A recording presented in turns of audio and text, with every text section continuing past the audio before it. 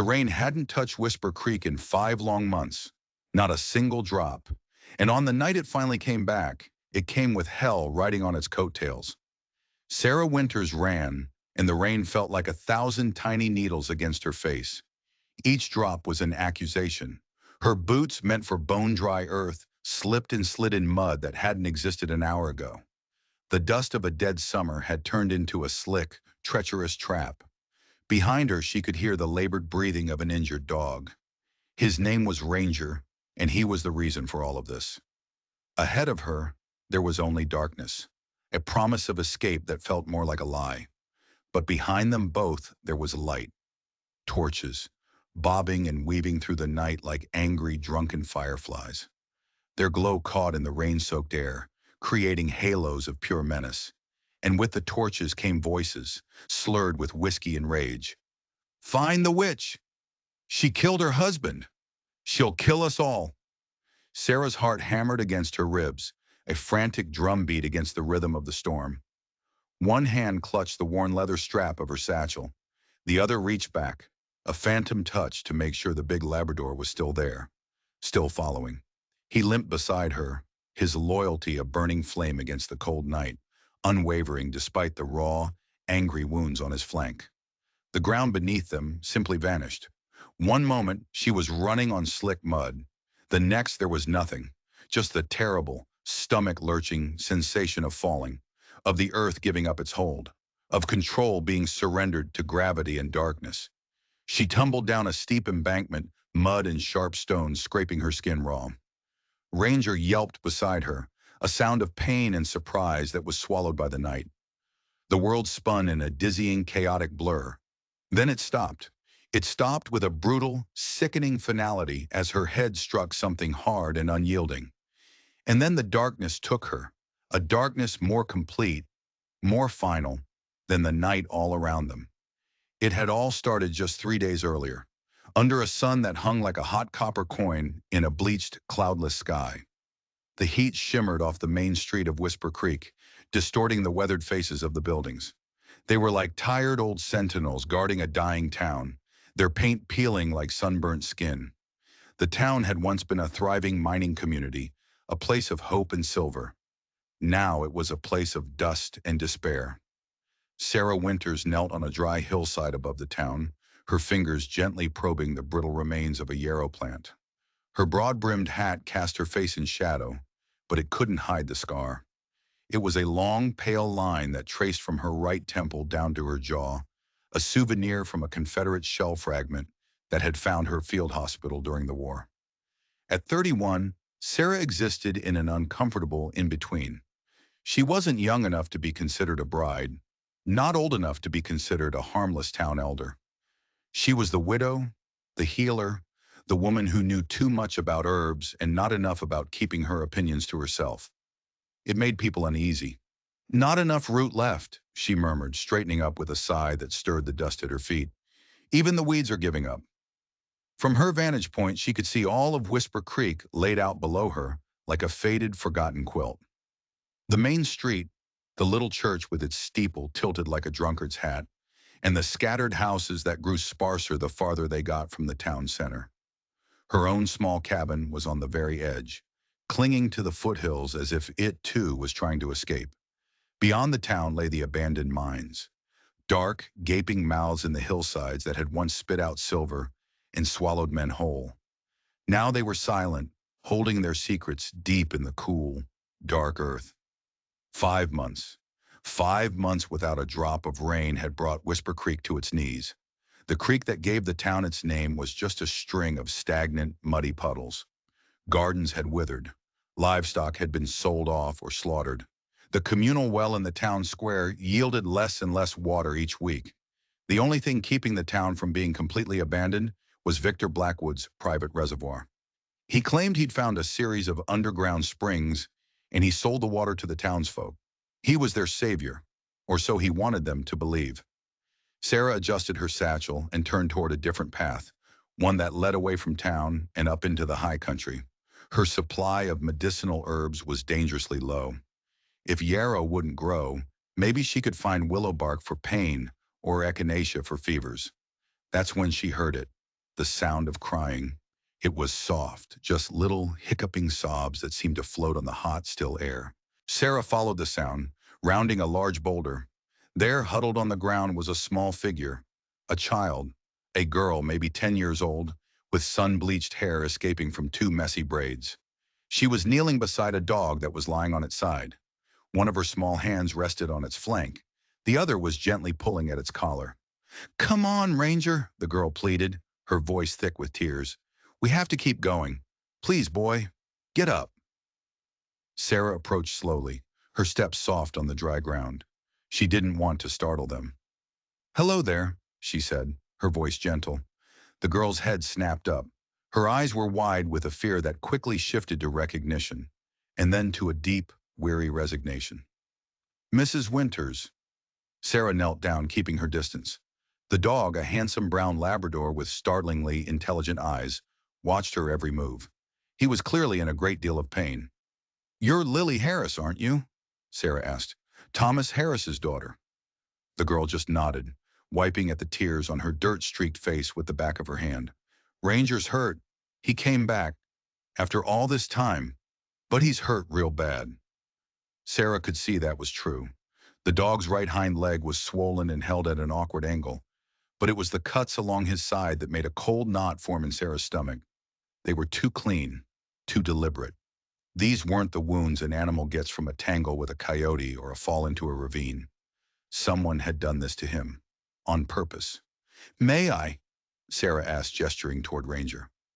Lily hesitated for a long moment, her eyes darting from Sarah's face to the dog's. Then she gave a small, reluctant nod, moving aside just enough for Sarah to get closer, though she kept one protective hand on the dog's neck. Sarah examined the animal with gentle, practiced hands. Her time as a nurse had taught her how to assess a wound quickly, how to be efficient and calm in the face of suffering. The dog whimpered but didn't snap. His eyes followed her movements with a keen intelligence that struck Sarah as unusual. As she gently cleaned one of the wounds on his side, her fingers brushed against his collar. She saw the small tarnished metal tag. "Ranger, property of T. Harris, surveyor." "This is your father's dog," Sarah said quietly. It wasn't a question. "Yes, ma'am." Lily's voice was small, barely a whisper. "He disappeared the same night Pa did, 7 months ago, but now he's back, and I think he knows where Pa is." Sarah felt a pang in her chest. Thomas Harris, a good man, a surveyor, who had vanished without a trace over half a year ago. The official story, the one Sheriff Wade Reynolds told everyone, was that Harris had stolen gold samples from the mine and fled, abandoning his wife and daughter. Few people questioned it, at least not out loud, but the whispers in Whisper Creek were as persistent as the dust. "Let me help him," Sarah said, opening her satchel. "I have some things that can ease his pain and clean those cuts." As she worked, applying a soothing tincture and carefully binding the worst of the injuries, she kept her voice low and calm. "How did you find him, Lily?" "I didn't," the girl replied, her eyes fixed on Sarah's hands. "He found me. I was hanging laundry behind our house. He just came limping out of the hills. Ma's working at the dress shop till late, and I was trying to get him home when he just laid down, and he won't get up again." Sarah nodded, tying off a bandage around the dog's injured leg. "He's exhausted and in a lot of pain, but I don't think anything is broken. He needs rest and food." Lily bit her lip, a worried frown creasing her young face. "Sheriff Reynolds said, he said anyone who helps Pa is going against the law. Will you get in trouble for helping Ranger?" The question was so innocent, yet it cut right to the heart of the matter. Sarah paused, her hand still on the dog. "Sometimes, Lily," she said carefully, "doing what's right isn't the same as doing what's lawful. And right now, I'm just helping an injured animal. There's no law against that." Suddenly, Ranger's ears perked up. He made a determined effort to rise, letting out a low whine. "Easy, boy," Sarah soothed, trying to gently push him back down. But the dog was insistent. He struggled to his feet, his intelligent eyes fixed on something in the distance. "He wants to show us something," Lily said. She spoke with the absolute, unwavering certainty that only children possess. "The night before Pa disappeared, he came home looking scared. real scared. He hugged me so tight and he said, "If anything happens to me, Lily girl, you find the map in my fiddle case." I think Ranger knows where that map leads. A chill went through Sarah, a cold that had nothing to do with the setting sun. "Did you look in the fiddle case?" Lily shook her head, her expression clouding over. "Sheriff Reynolds sealed our house the very next day. Said it was evidence. We've been living with Mrs. Brewster ever since. And Ma works all the time now." Her voice dropped to a whisper. "But I think Ranger can take us to Pa." Sarah should have dismissed it. She should have told the girl it was just a child's fantasy. The rational part of her mind, the part that had been shaped by the horrors of war and the harsh realities of the West, knew that Thomas Harris was most likely dead. Men who run away don't leave their dogs behind, and their dogs certainly don't return 7 months later, wounded and desperate. But there was something in the dog's eyes, something in the deliberate way he had come back to find his master's daughter, something that reminded Sarah of her own stubborn refusal to accept official stories. "Let's get Ranger somewhere safe first," Sarah said, rising to her feet. "Can you help him walk if I support his injured side?" Lily nodded eagerly. Together, they managed to get the big dog moving, making their way slowly down the hillside toward the outskirts of town. Sarah deliberately chose a path that would keep them hidden from the main street. The fewer people who saw them with Thomas Harris's dog, the better. As they walked, Sarah noticed Ranger's head turning from side to side, his nose testing the air as if he was searching for something or someone. Despite his injuries, there was a clear purpose in his movements. "How did your father seem in the days before he disappeared?" Sarah asked quietly. Lily was silent for several long steps. "Worried," she finally said. "He was working for Mr. Blackwood, checking the old mine tunnels. He'd come home late, and sometimes I'd hear him and Ma arguing in whispers. He kept saying something wasn't right, that the drought, it wasn't just bad luck." Sarah's pulse quickened. Her own husband, Maxwell, had said similar things. He'd been an engineer at the mine before the accident that had killed him 3 years ago.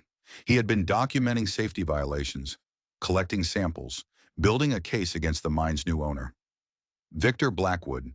The official report called it a tragic accident. Sarah had never believed it, not for a single day. "Did your father ever mention my husband?" she asked. "Maxwell Winters?" "Once," Lily said, her face scrunching up in concentration. "He said Mr. Winters was right all along, and that he should have listened sooner." The words hit Sarah like a physical blow. So Thomas Harris had found something, something that connected to what Maxwell had discovered, something worth killing for. They reached the edge of town just as the church bell tolled 3 times. From the direction of the town square, they could hear the sound of raised voices.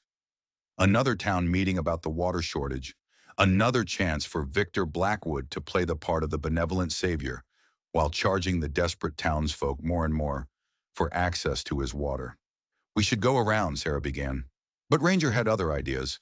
With a sudden surge of strength, the dog pulled away from them. He began limping purposefully toward the square, his nose to the ground, his tail held low. "Ranger, wait!" Lily called in a loud whisper, darting after him. Sarah had no choice but to follow, her heart pounding in her chest. The dog was leading them directly into the open, directly into the heart of town, where everyone, including Sheriff Reynolds, could see them. But something told her this wasn't random. Ranger wasn't just wandering, he was tracking something. The town square was packed. Nearly every resident of Whisper Creek was gathered around the half-empty water trough, where Victor Blackwood stood on a makeshift platform. He was tall and commanding, with a neatly trimmed beard and expensive clothes that looked out of place in the dusty, dying town. Beside him stood Sheriff Reynolds, his silver star gleaming on his chest, his hand resting casually on the butt of his pistol as he surveyed the crowd. "You must understand the realities of our situation," Blackwood was saying, his voice carrying easily across the square. "Water is life itself, and providing it requires resources. The new rates simply reflect the increased costs of maintaining the reservoir during this unprecedented drought." "Increased costs," a sharp voice cut through the murmurs of the crowd, "or increased profits?" The crowd parted to reveal the speaker. It was Margaret Reed, the elderly widow of the former mine owner. She stood ramrod straight, her silver hair pulled back in a severe bun. She was perhaps the only person in Whisper Creek who wasn't afraid to openly challenge Victor Blackwood. Blackwood acknowledged her with a tight, humorless smile. "Mrs. Reed, always a pleasure to hear your perspective. But I assure you the Whisper Creek Water Company operates on the narrowest of margins. If anyone is unhappy with our services, they are, of course, welcome to find water elsewhere." He gestured broadly to the barren, sun-scorched landscape that surrounded them. "I wish you the best of luck." A few people in the crowd chuckled nervously, but the laughter died quickly when they saw that Margaret Reed wasn't smiling. "My husband mapped every underground spring in this county," she said, her voice carrying the weight of absolute certainty. "There is no drought that could dry them all up at once. Nature simply doesn't work that way." "Your husband's outdated surveys hardly account for our changing climate," Blackwood replied smoothly. "Perhaps if he had invested in more modern equipment, rather than relying on superstition and old wives' tales about underwater rivers." "Walter Reed was worth 10 of you," Margaret shot back, her wrinkled hands clenching into fists. "And so was Thomas Harris. It's funny, isn't it, how anyone who knows anything about the real water sources in this region seems to either disappear or die." A dangerous silence fell over the square. Sheriff Reynolds straightened up, his hand tightening on his gun. Blackwood's smile never faltered, but something cold and hard flickered in his eyes. "Mrs. Reed, that sounds dangerously close to an accusation," he said softly. "I'd be careful with such talk. Grief can make even the most sensible mind unreliable." Before Margaret could respond, a commotion erupted at the edge of the crowd. Ranger had pushed his way through the gathered townsfolk, ignoring their startled shouts as he limped determinedly toward the platform. "Is that—" someone began. "It's Harris's dog," another voice confirmed. Sheriff Reynolds' hand moved from his holster to his gun. "Someone catch that animal." Sarah pushed through the crowd, grabbing Lily's arm before the girl could follow Ranger out into the open. "Stay back," she whispered urgently, pulling the child against her side. Ranger stopped at the foot of the platform, staring directly up at Blackwood. A low, menacing growl rumbled in his chest. The wealthy businessman took an involuntary step backward. "It's a stray," Reynolds declared loudly. "Probably rabid. I'll take care of it." "No!" Lily broke free from Sarah's grip, running to stand between the sheriff and Ranger. "He's not rabid. He's my pa's dog." A ripple of murmurs went through the crowd. Everyone in Whisper Creek knew the story of Thomas Harris. Everyone had seen the wanted posters. Reynolds froze, his hand still on his gun, his eyes flicking to Blackwood for guidance. Sarah stepped forward, positioning herself beside Lily. "The dog is injured, Sheriff, not rabid," she said, her voice clear and steady. "I'm taking him to treat his wounds. Unless there's a new law against veterinary care." Reynolds' face darkened. "That animal is evidence in an ongoing investigation, Mrs. Winters. I'll have to confiscate it." "Evidence?" Sarah raised an eyebrow. "I thought the case was closed. You said Thomas Harris fled town with stolen gold. What is there left to investigate?" The question hung in the hot, dusty air. Reynolds opened his mouth, then closed it again, clearly caught off guard. It was Blackwood who broke the tense silence. Now," he said, his voice as smooth as oil. "Let's not make a scene. The girl clearly cares for the animal. Sheriff, perhaps we can show a little compassion here. Let Mrs. Winters tend to the dog's injuries. Once it's recovered, we can discuss its evidentiary value." Reynolds looked like he wanted to argue, but a sharp, pointed look from Blackwood silenced him. "Fine," he muttered. "But I'll be checking in, Mrs. Winters. Don't go getting any ideas about leaving town with that animal." Sarah met his gaze without flinching. "Wouldn't dream of it, Sheriff." The crowd began to disperse as Blackwood continued his announcements about new water rationing schedules. Sarah knelt beside Ranger, checking to make sure his bandages had held. As she did, she became aware of someone standing over her. It was Margaret Reed. "Interesting timing," the old woman said quietly, looking down at Sarah and the dog. "Thomas's faithful companion returns just as Blackwood is pushing for another round of property purchases from desperate families." Sarah rose to her feet, keeping her voice low. "You knew Thomas well." "He worked for my husband before the mine was sold?" Margaret said, her eyes darting around to make sure no one was listening. "Best surveyor in 3 states. And he didn't steal any gold, Mrs. Winters. He found something far more valuable, something that scared him enough to try and send his family away for their safety. He was supposed to join them, but he never made it out of Whisper Creek. Sarah felt that chill again, despite the oppressive heat of the day. What did he find? Margaret shook her head slightly. Not here. Too many years.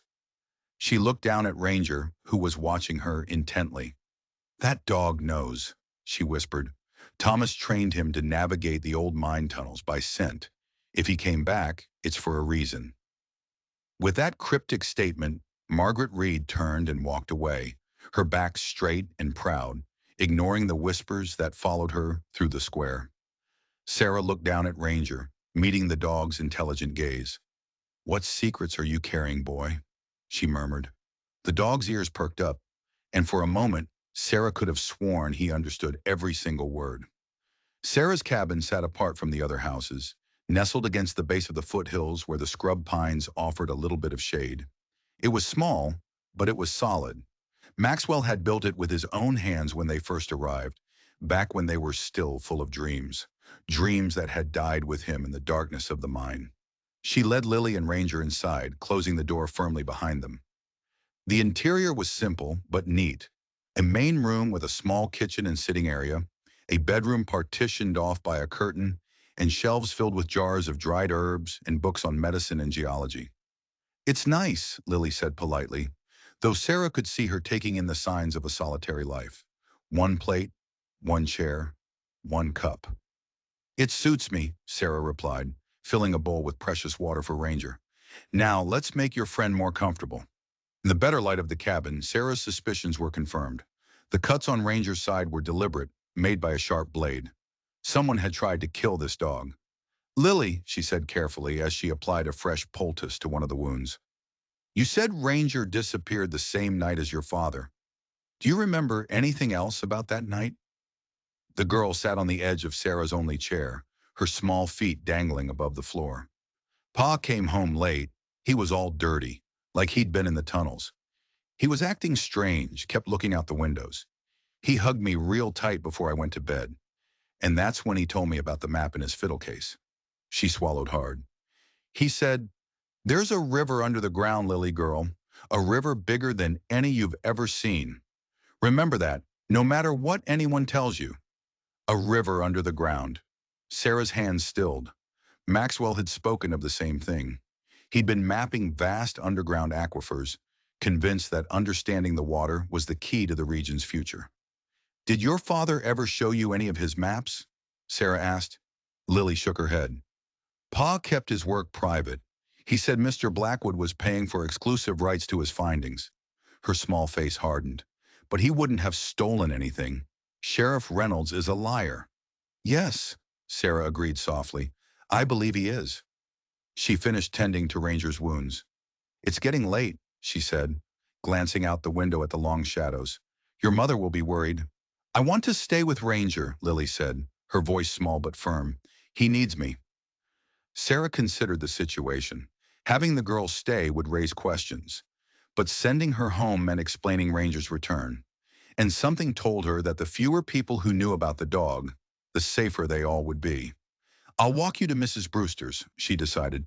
"But first I'll write a note for your mother. I'll tell her you're helping me gather herbs early in the morning. You can come back after breakfast." Lily's face lit up. "Really? You'll help us find Pa?"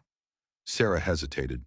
She didn't want to give the child false hope, but she couldn't ignore the feeling that all of these things, Thomas's disappearance, Maxwell's death, the drought, were connected. "I'll help you find the truth," she said carefully. "That's all I can promise." It was enough. After Sarah walked Lily back to the edge of town, she returned to her cabin. Night fell over Whisper Creek like a thick black shroud. The silence was profound. No frogs, no insects, just the occasional rustle as Ranger shifted in his sleep. From her pocket, she pulled a tarnished silver pocket watch. It had been Maxwell's. She opened it, not to check the time, but to look at the small photograph inside. Maxwell, young and serious in his Union uniform. "I think I've found a way to finish what you started," she whispered to the image. She went to a specific floorboard near the fireplace. It looked like all the others. but it came up easily when she pressed on just the right spot. From the hidden compartment below, she removed a leather-bound journal. Maxwell's journal. She opened it to the last page. The entry was dated the day before his death. "Meeting Harris tomorrow," it read. "He's found something in the North Tunnel that confirms everything. With his survey data and my engineering background, we can prove what's happening and stop it before it's too late." They never had that meeting. Maxwell had died in the mine collapse, and now Harris's dog had returned, wounded but determined, as if carrying a message from the past. Sarah put the journal away and checked on Ranger. "What did your master find, boy?" she whispered. As if in answer, the dog's eyes opened. He whined softly and tried to rise. "No," Sarah soothed. "Rest now. Tomorrow we'll follow where you lead." But Lily didn't appear the next morning. As the sun climbed higher in the sky, Sarah's unease grew. Had her mother kept her home, or had something more sinister happened? By midday, she could wait no longer. "Come on, Ranger," she said, opening the door. "Let's find out what happened to our friend." The dog needed no encouragement. He set off toward town with a clear purpose, leading her not to the boarding house, but to the small, shuttered home where the Harris family had lived. A notice from the sheriff was nailed to the door, marking it as evidence. Ranger went straight to the back door and began pawing at the frame. Sarah saw that the wood had been splintered. The lock had been broken and then crudely hammered back into place. Someone had been here recently. She pushed the door open and they slipped inside. The air was heavy with dust and the ghost of a happy family. Ranger went straight to a small bedroom, Lily's room. He pawed insistently at a wooden trunk at the foot of the bed. Sarah opened it. Inside were clothes, dolls, the normal treasures of a 10-year-old girl. But Ranger kept pawing at the trunk itself. Sarah ran her hands along the inside lining and found a small, hidden catch. When she pressed it, a secret compartment in the frame of the trunk sprang open. Inside was a long, thin leather case, a fiddle case. Her heart pounded as she opened it. It was empty, except for a folded piece of paper tucked into the velvet lining. She unfolded it. It was a map, a detailed map of underground tunnels and watercourses, with notes scribbled in a precise hand. In the corner it said, "North Section, Aquifer Confluence. Do not share with B until confirmed." B for Blackwood. Just as she was studying the map, Ranger let out a low, vicious growl. A moment later, Sarah heard it too. Footsteps on the porch, the creak of a floorboard. Someone was outside. Quickly, she folded the map and tucked it deep into her bodice. She closed the fiddle case, put it back in the hidden compartment, and shut the trunk just as the front door of the house crashed open. "Mrs. Winters," Sheriff Reynolds' voice boomed through the small house. "I know you're in there. Come on out now." They were trapped. "Under the bed," she whispered to Ranger. The dog, as if he understood everything, immediately slid beneath the small bed, his dark coat blending with the shadows. Sarah took a deep breath and stepped out of the bedroom. Reynolds was standing in the main room, his hand resting on his pistol. He was alone. "Looking for Lily Harris," Sarah said, keeping her voice steady. "She was supposed to meet me this morning, but she never showed up." Reynolds studied her for a long, uncomfortable moment. "Funny thing about that. Her mother's been looking for her since dawn. Says she never came home last night after visiting you." A cold fear gripped Sarah's heart. "That's not possible. I walked her to the corner of Main and Pine myself." "And yet she never arrived," Reynolds said, taking a step closer. "And now here you are, breaking into a sealed property. Some might find that a little suspicious, Mrs. Winters." "Where is she?" Sarah demanded, her fear giving way to anger. "What have you done with her?" "She's safe," Reynolds said, his voice hardening. "For now. And she'll stay that way as long as you cooperate. I know the dog came back, Sarah. I know he led you here. Whatever you found in this house, whatever you think you know, you're going to forget it. For the girl's sake." Sarah felt the map pressing against her skin, its edges suddenly as sharp as a knife. "What do you want from me?" "Nothing complicated," Reynolds replied with a thin smile. "Stay away from Margaret Reed. Stop asking questions about Thomas Harris. And when the town council meets to vote on Blackwood's water management proposal, you will speak in favor of it. Your support would help smooth the way." And if I do all that, Lily will be returned unharmed? I've been assured that cooperation will be rewarded, Reynolds said. His eyes narrowed. Of course, the opposite is also true. He turned to leave, then paused at the door. And Sarah, don't make the same mistake your husband did.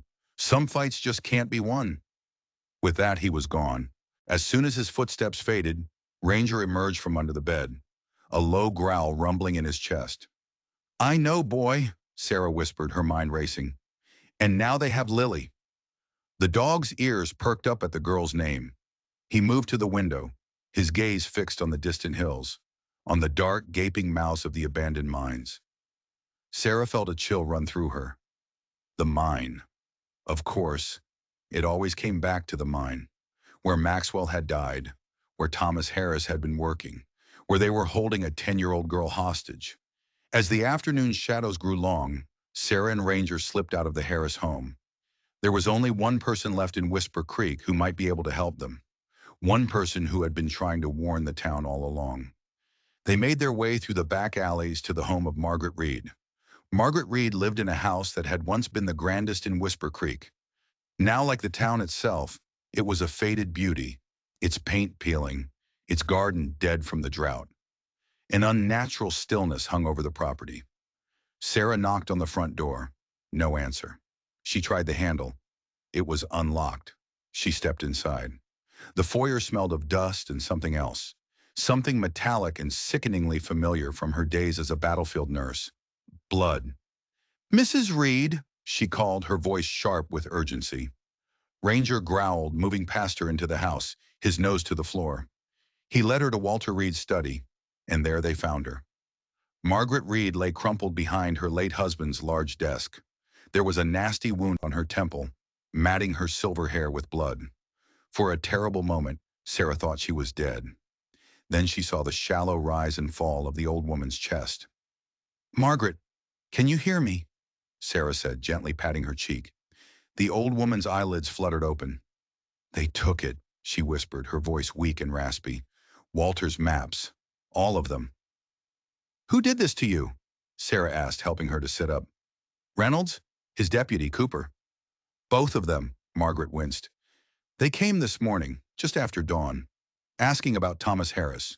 Her eyes suddenly widened as she saw Ranger. The dog. He came back. Yes, Sarah confirmed. And he led me to a map Thomas hid.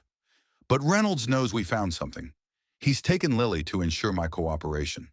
Margaret's face went pale.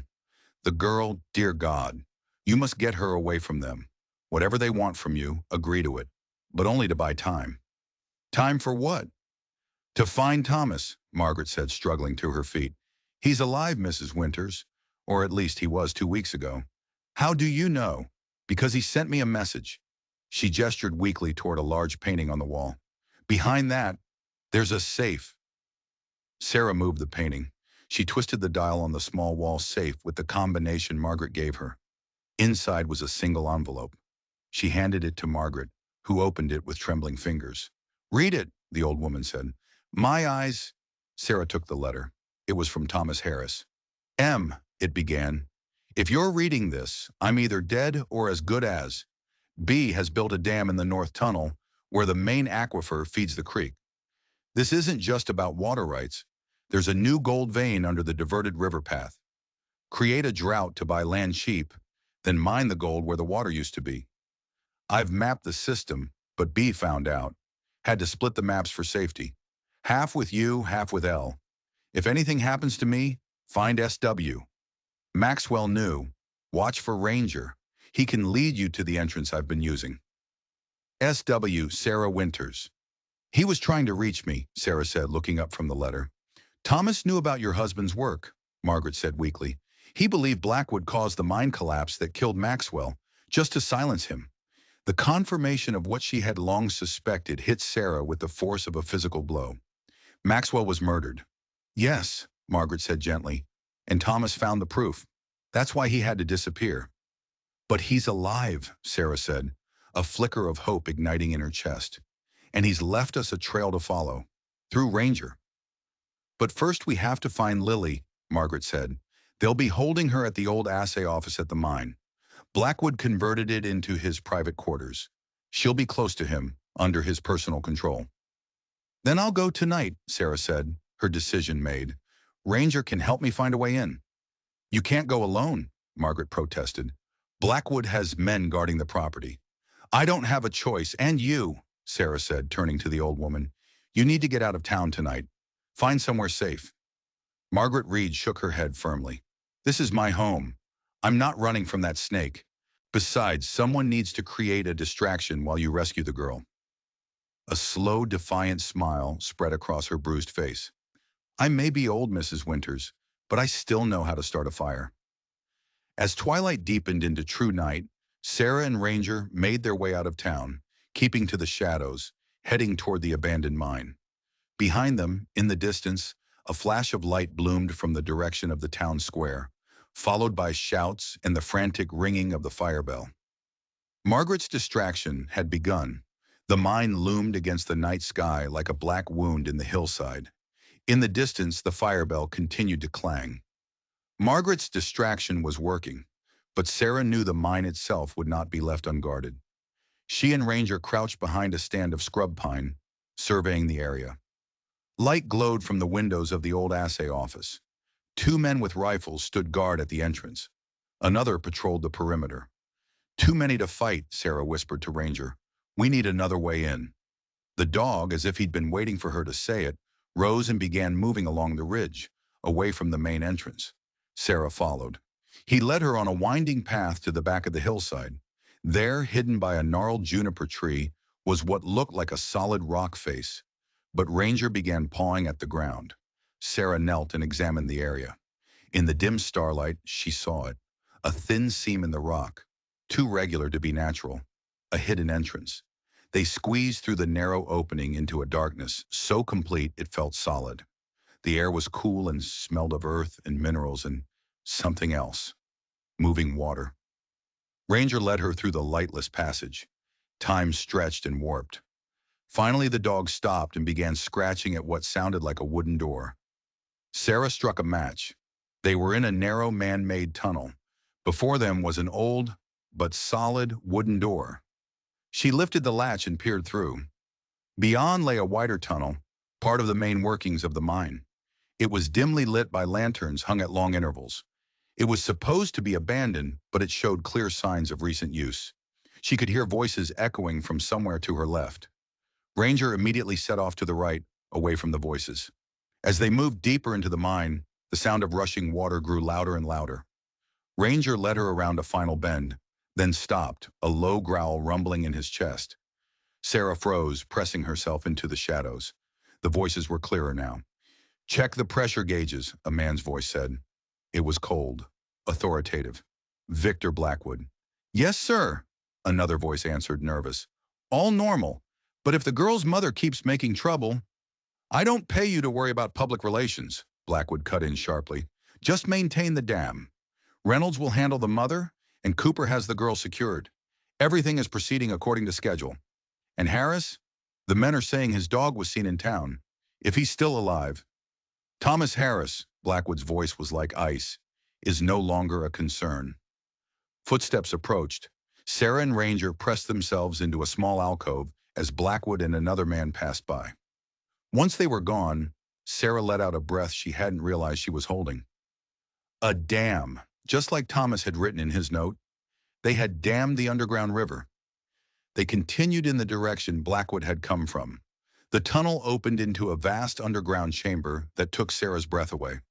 A massive underground river flowed through a natural cavern, its powerful current captured and diverted by a huge modern dam. This is what Maxwell had discovered. An underground river, large enough to supply the entire county, diverted to create an artificial drought on the surface. Ranger growled again, his attention fixed on a small stone structure built into the cavern wall on the far side of the chamber. A guard post. Lamplight glowed from a small window. If Lily was in the mine, she was in there. But how to cross the open cavern without being seen? We need a distraction, Sarah murmured, her eyes scanning the complex system of pipes and valves. She saw a large pressure gauge, its needle hovering dangerously in the red zone. The whole system was under tremendous strain. Even a small disruption might be enough. She took hold of the largest valve wheel, and with all her strength, gave it a sharp turn. For a moment, nothing happened. Then came a deep groan of metal under stress, followed by a hiss of escaping water that quickly became a roar. A geyser erupted from a joint in the nearest pipe, spraying water across the cavern. Shouts of alarm rang out as workers rushed toward the breach. "Now!" Sarah urged. They darted from their hiding place, using the chaos to cross a metal walkway to the other side. They reached the guard post unseen. The door was locked, but Sarah could see inside the window. There, huddled on a small cot, was Lily Harris. Sarah tapped on the glass. The girl's head jerked up, her eyes wide with disbelief, then with a surge of hope. "Stand back," Sarah mouthed. She used the butt of Margaret Reed's revolver to break the window, the sound lost in the roar of the leaking pipe. "Quickly!" she urged, reaching through to help Lily climb out. The girl scrambled through, throwing her arms around Sarah in a brief, fierce hug before kneeling to embrace Ranger. "I knew you'd come," she whispered. "We need to go," Sarah said as a shout went up from across the cavern. "The girl's gone! Check the window!" "Run!" Sarah yelled, no longer concerned with stealth. They fled down the tunnel, Lily keeping pace, Ranger limping ahead to guide them. Behind them, the sounds of pursuit grew closer. Suddenly, Ranger darted into a narrow, unlit side passage. Sarah pulled Lily in after him, praying it wasn't a dead end. The passage twisted sharply, then descended into deeper darkness. The sounds of their pursuers faded as they went deeper and deeper into the earth. The tunnel was completely natural, the floor uneven, the ceiling low. Water trickled along one side. They moved by touch and sound. Ranger's occasional whine, the only thing reassuring them they were on the right path.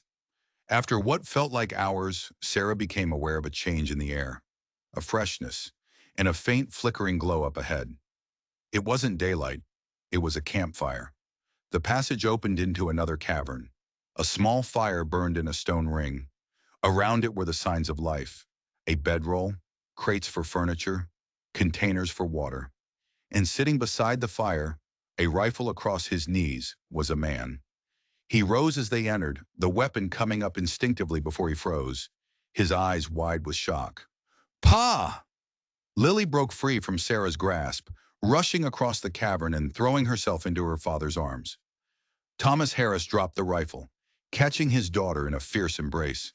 He was thinner, his beard longer, his clothes worn, but he was unmistakably, miraculously, alive. Ranger bounded forward, nearly knocking them both over in his excitement. "How?" Thomas Harris managed, looking up at Sarah, his eyes bright with tears. "How did you find us? How did you get her away from them?" "Ranger led us," Sarah said, stepping into the firelight. "And Margaret Reed gave us your message. You asked her to find me. Sarah Winters." Thomas's expression shifted from joy to solemn recognition. "Maxwell's widow. I should have reached out to you sooner." He looked around the small cavern.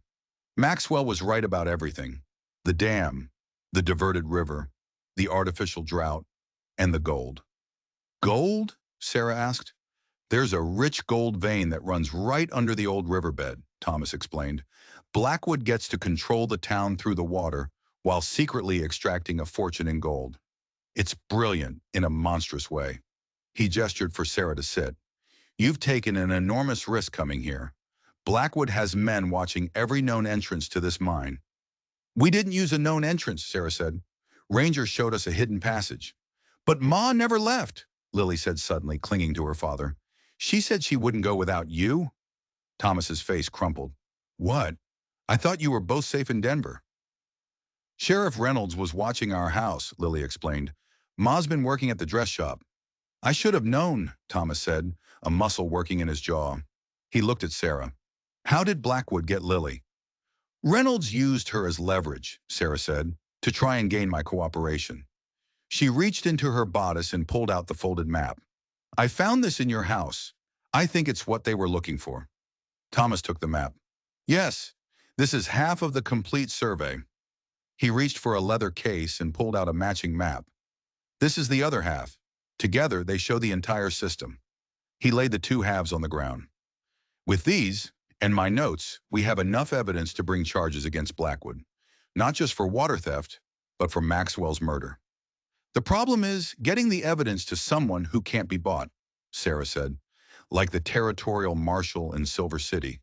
It could work, Thomas said slowly, but Blackwood will be hunting us now.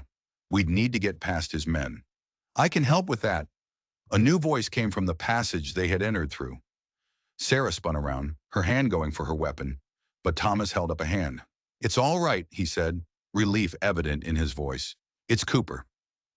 Deputy Daniel Cooper stepped into the firelight, his uniform dusty, his expression grim. You're working with Blackwood, Sarah accused, her anger flaring. Margaret Reed told me you were there when they attacked her. Cooper's jaw tightened. I was there, but not by choice. He unpinned his deputy's badge and tossed it into the fire. I've been playing a role for months, trying to gather evidence, just like your husband was, Mrs. Winters. Why should we believe you? Sarah demanded. Because he's been bringing me supplies, Thomas interjected quietly. Food, medicine, information. He's the one who warned me the night Blackwood's men came for me. Cooper's expression was haunted. I've done things I'm not proud of to maintain my cover, but I draw the line at harming children. I had no idea they'd taken the girl until I overheard Blackwood myself. He looked directly at Sarah. I couldn't save your husband, Mrs. Winters, but I can help you finish what he started. What's happening in town? Sarah asked, her lingering doubts giving way to pragmatism. Chaos, Cooper replied. Margaret Reed set fire to the town hall as a distraction. Blackwood's in a fury over the girl's escape, and Lily's mother, Eleanor, is being held under guard at the dress shop. Blackwood's using her as bait, hoping Thomas will try to contact her. Thomas's face hardened. I won't leave without Eleanor. Then we need a better plan than just running, Sarah said decisively, kneeling beside the maps. We need to use Blackwood's own tactics against him. She traced a line on the map with her finger. If the dam were to fail, where would the water go? A slow understanding dawned in Thomas's eyes. Back to its natural course, through the aquifer that feeds the town well and the creek. Whisper Creek would have water again. Exactly, Sarah said, looking up at Cooper. Could you get us blasting powder from the mine supplies? The former deputy nodded slowly. It would be risky, but yes. Here's the plan, Sarah said, her voice firm. We destroy the dam.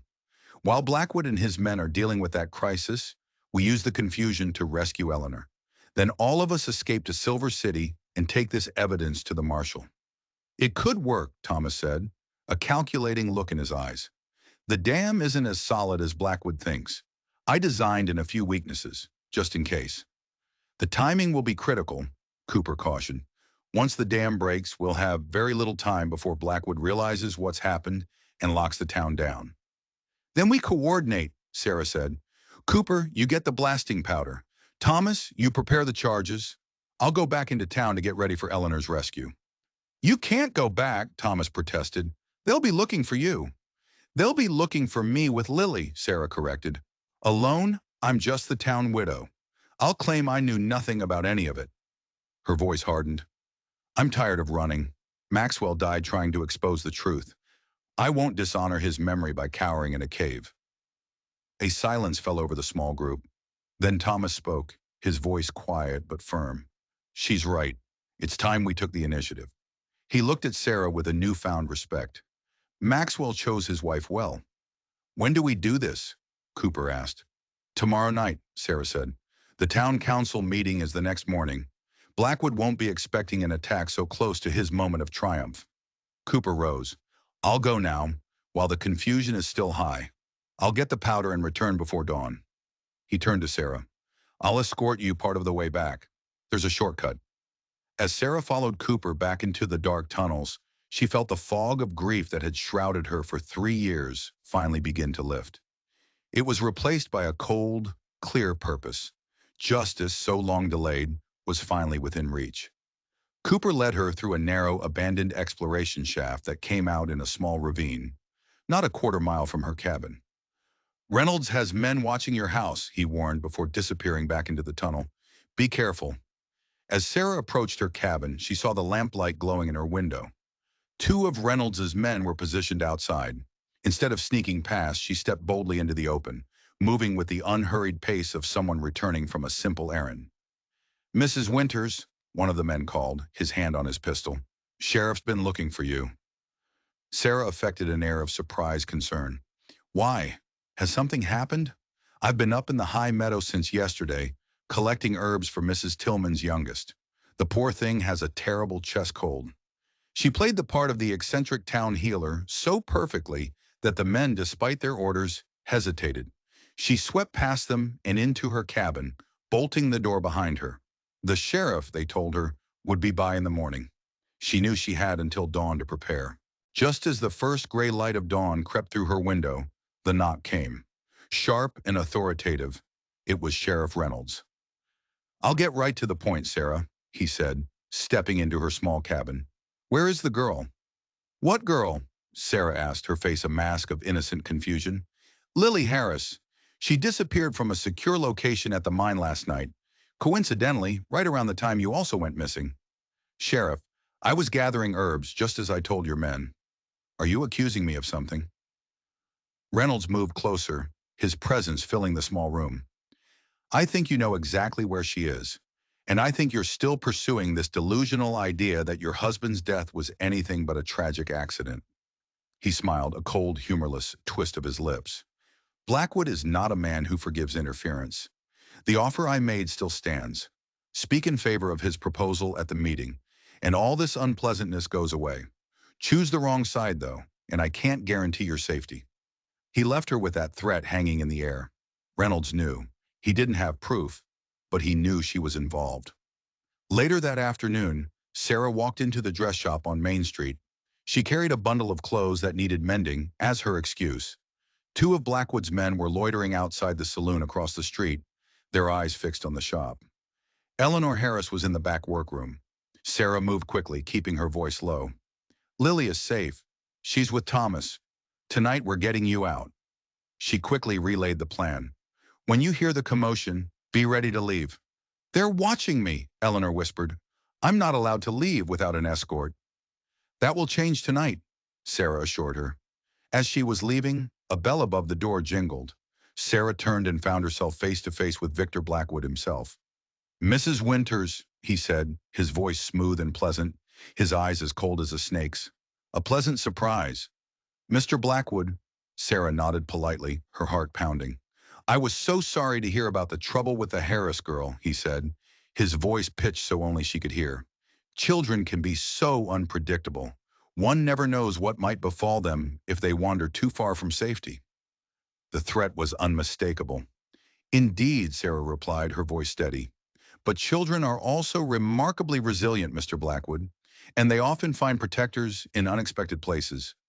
She turned and walked out of the shop, feeling his eyes on her back every step of the way. As dust settled over Whisper Creek, Sarah made her way to Margaret Reed's house. She had to warn her, to make sure she was prepared for what was coming. The grand old home was dark. Sarah found the back door unlocked. She stepped inside, a sense of deep foreboding washing over her. She found Walter Reed's study. It had been completely ransacked. The safe stood open and empty, and on the desk was a dark, fresh stain of blood. A floorboard creaked behind her. Sarah spun around to find Cooper standing in the doorway, his expression grim. "She's gone," he said. "Reynolds took her in for questioning about the fire. She never reached the jail. Blackwood's men intercepted them. They were ordered to make her disappear." The lamp trembled in Sarah's hand. Margaret Reed, proud, defiant Margaret, was dead. "Does Thomas know?" she asked, her voice barely a whisper. Cooper shook his head. "I came straight here." He pointed to a section of wooden wainscoting. "Margaret once mentioned that Walter had other hiding places." Sarah ran her fingers along the wood and found a small, almost invisible seam. A hidden panel swung open. Inside was a single folded document. It was a deed, transferring the water rights of the entire valley from Walter Reed to the town of Whisper Creek. It was dated a month before his death. "This is it," Sarah breathed. "The legal proof. Blackwood's entire operation is illegal." Suddenly a crash came from the front of the house. Voices, Blackwood's men. "They must have seen the light," Cooper whispered, drawing his revolver. He led her toward a narrow servant's staircase at the back of the house. A shout from above told them they'd been discovered. "Run!" Cooper ordered, turning to face the stairs, his gun raised. "I'll hold them off. The plan fails if you don't reach Thomas." Before she could argue, the door at the top of the stairs burst open. Cooper fired twice. Someone screamed. The lantern crashed to the floor. "Go!" he shouted, pushing her toward the exit. Sarah stumbled out into the night, the sound of more gunshots echoing behind her. She ran, her mind racing. Cooper might already be dead. She reached the rendezvous point, an abandoned barn at the edge of town. Thomas was waiting inside. "What happened?" he asked, seeing her disheveled state. "Where's Cooper?" "Blackwood's men," Sarah said, catching her breath. "They found us at Margaret's house, and Margaret, she's dead, Thomas." She handed him the deed she'd found. "But we have the proof." Just then, the barn door crashed open. Cooper stumbled in, clutching his side, a dark stain spreading across his shirt. "They know," he gasped, collapsing to his knees. "Blackwood knows everything. Reynolds tortured one of Margaret's servants.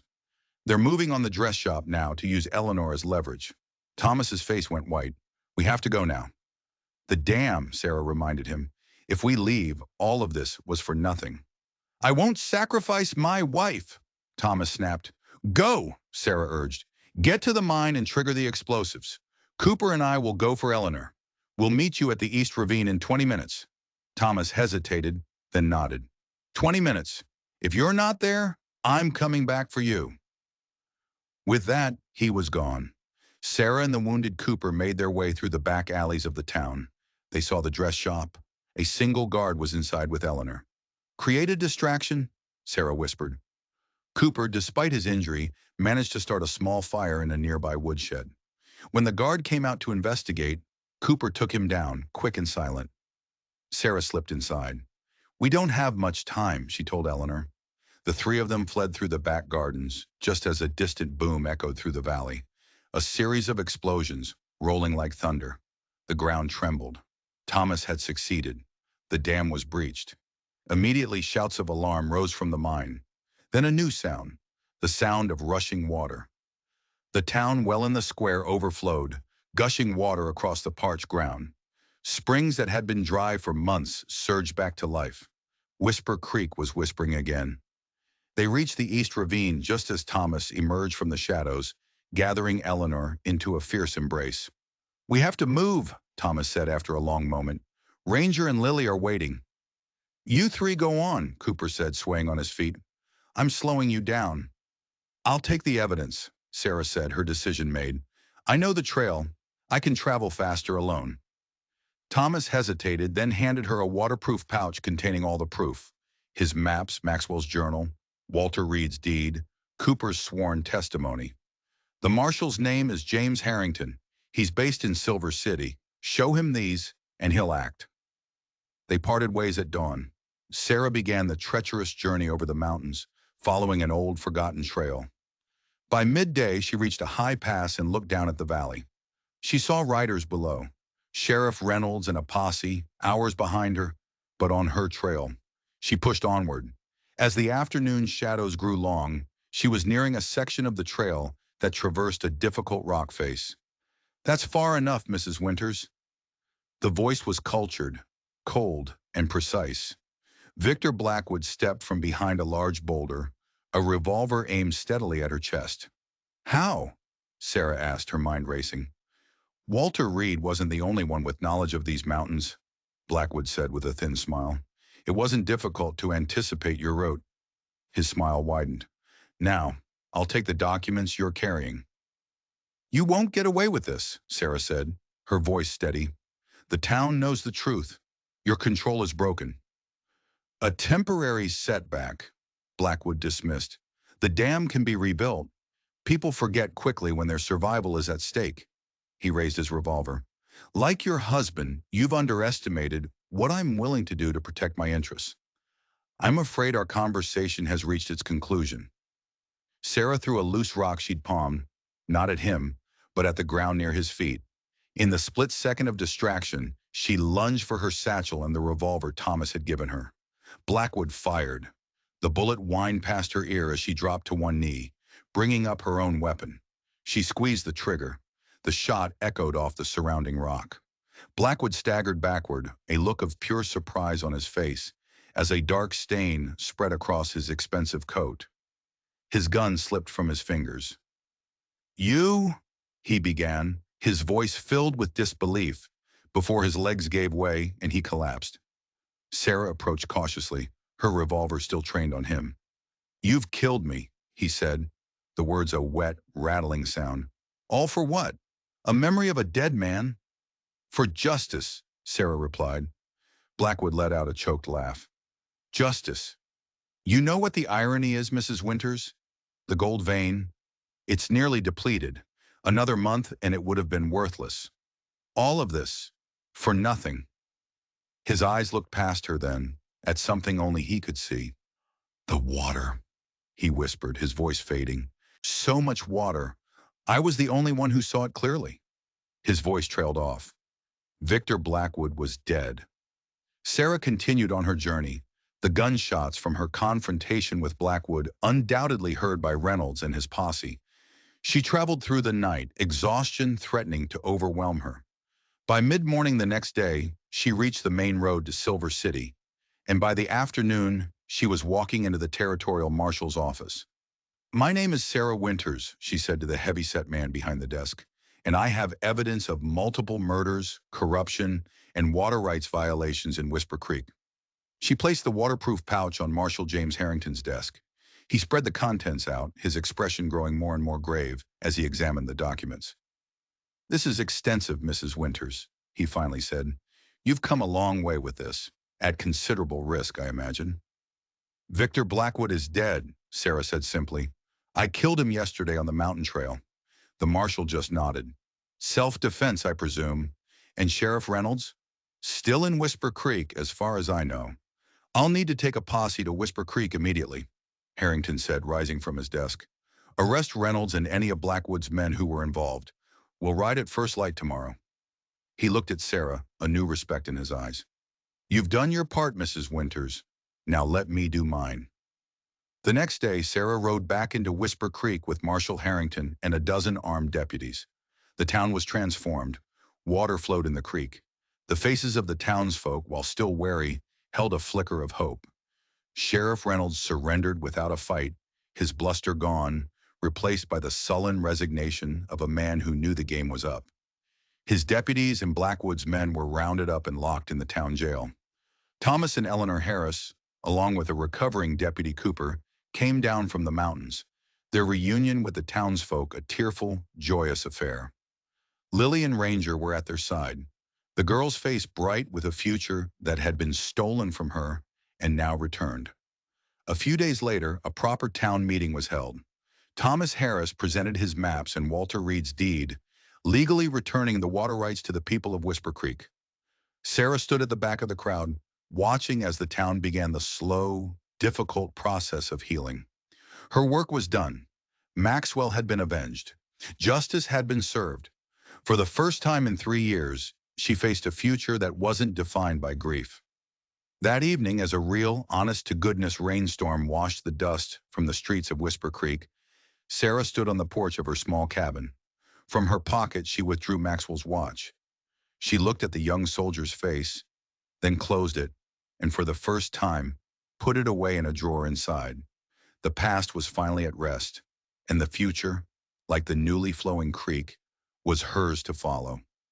If you enjoyed this story, don't forget to hit that subscribe button and turn on notifications so you don't miss the next strange tale.